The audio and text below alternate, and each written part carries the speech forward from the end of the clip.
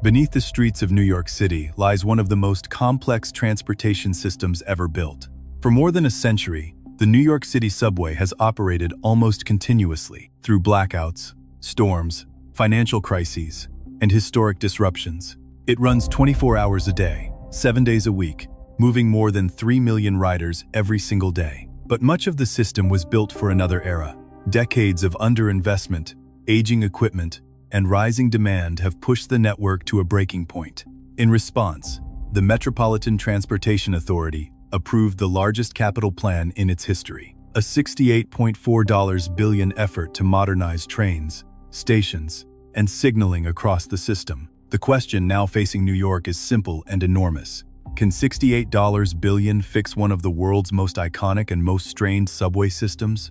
A system unlike any other. The New York City subway is unique for 3 key reasons. First, scale. The system stretches more than 660 miles, making it over 2.5 times the length of the London Underground.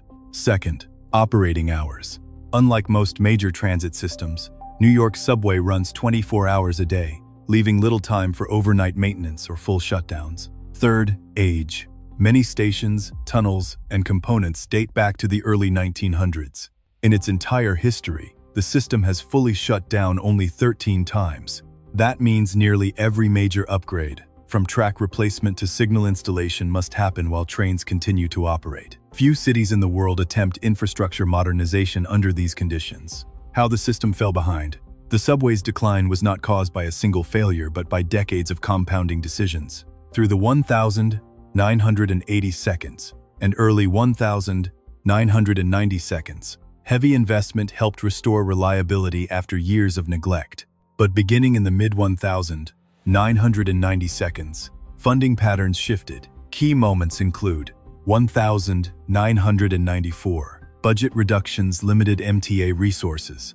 1,997. Federal operating support ended. 2000s. Debt financing replaced steady funding streams. 2008. The financial crisis reduced ridership and revenue. Large expansion projects diverted resources from routine maintenance. By the mid-2010 seconds, riders experienced the results. Stalled trains, frequent delays, overcrowded platforms, aging rail cars, increasingly unreliable signals. Public pressure mounted for large-scale modernization.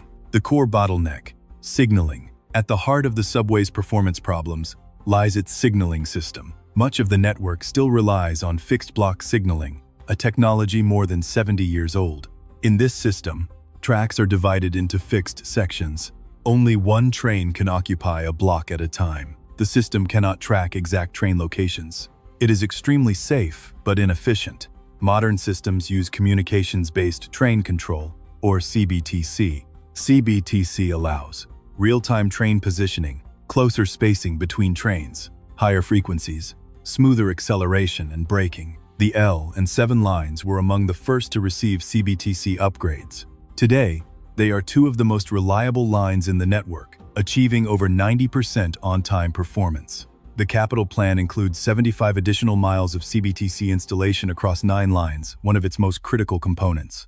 Replacing the oldest trains. Some subway cars still in service date back to the 1,970 seconds. The R46 fleet, for example, has been operating for more than 50 years, breaking down roughly every 46,000 miles. Their replacements, the new R211 rail cars, offer wider doors for faster boarding, improved accessibility, onboard security cameras, digital passenger displays, dramatically improved reliability. On average, R211 trains are expected to travel more than 220,000 miles between failures of 5-fold improvement. Stations and accessibility. The capital plan also targets station infrastructure. More than 70 stations are scheduled for major upgrades, including elevators, improved lighting, better ventilation, rebuilt platforms, modern accessibility features.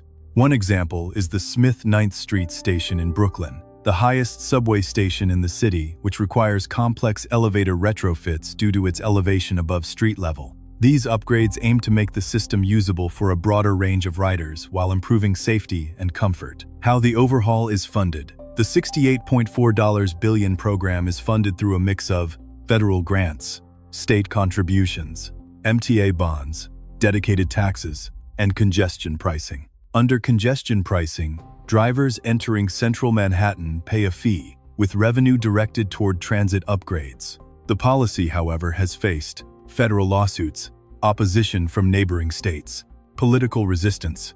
If congestion pricing is delayed or altered, the MTA could lose a significant portion of projected funding, adding uncertainty to the plan's long-term viability. Fare evasion and lost revenue. Revenue loss presents another challenge. In 2021, the MTA estimated more than $1 billion in lost revenue from fare evasion. Responses include redesigned turnstiles, increased staffing, pilot safety barriers, but long-term solutions must balance enforcement with accessibility and rider trust. Why building in New York costs so much?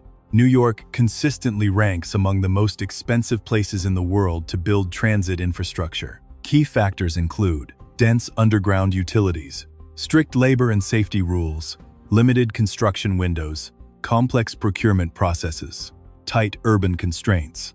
The Second Avenue subway illustrates the challenge. Its first phase cost over $4.5 billion for just 2 miles, more than $2 billion per mile. By comparison, France's Grand Paris Express is building over 200 kilometers of new transit at a far lower cost per mile. These differences shape how much progress the MTA can make with any budget.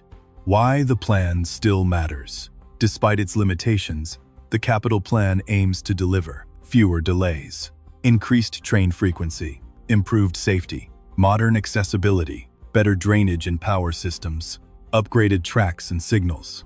The system may never match the punctuality of Hong Kong's MTR, but modernization is essential to keep New York moving. A system with character. Beyond its infrastructure, the subway is a cultural institution. It has inspired art and music, shaped neighborhoods, defined the rhythm of city life, operated through historic moments of crisis. The challenge now is preserving that character while preventing further decline. Can $68 billion fix it? The capital plan addresses many of the system's most urgent needs. But given the subway's size, age, and cost structure, debate remains over whether even record-level funding is enough. What is clear is this: modernization is no longer optional. The work has already begun, and the next decade will determine whether New York's subway enters a new era of reliability or continues to struggle under the weight of its own history.